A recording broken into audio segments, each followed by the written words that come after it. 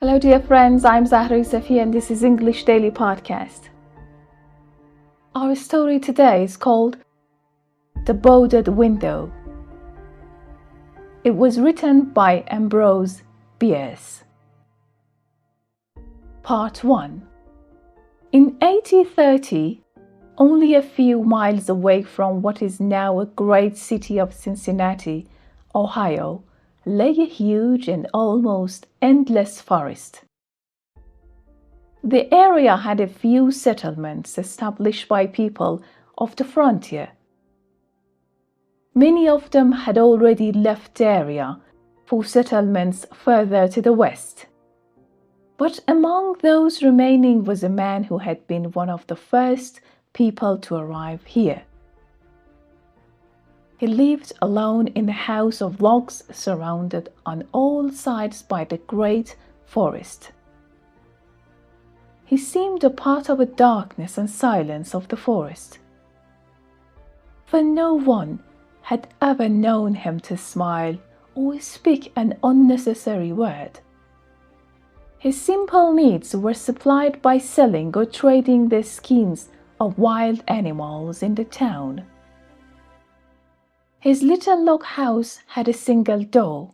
Directly opposite was a window. The window was boarded up.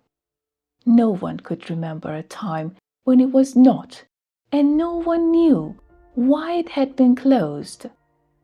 I imagine there are few people living today who ever knew the secret of that window, but I am one, as you shall see. The man's name was said to be Murlock. He appeared to be 70 years old, but he was really 50. Something other than years had been the cause of his aging. His hair and long, full beard were white. His grey, lifeless eyes were sunken. His face was wrinkled. He was tall and thin with drooping shoulders, like someone with many problems. I never saw him. These details I learned from my grandfather. He told me the man's story when I was a boy. He had known him when living nearby in that early day. One day Murlock was found in his cabin, dead. It was not a time and place for medical examiners and newspapers.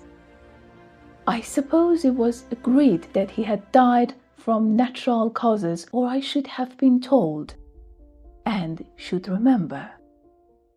It was the end of part 1. This is Zahra Yousafy, and here is English Daily Podcast.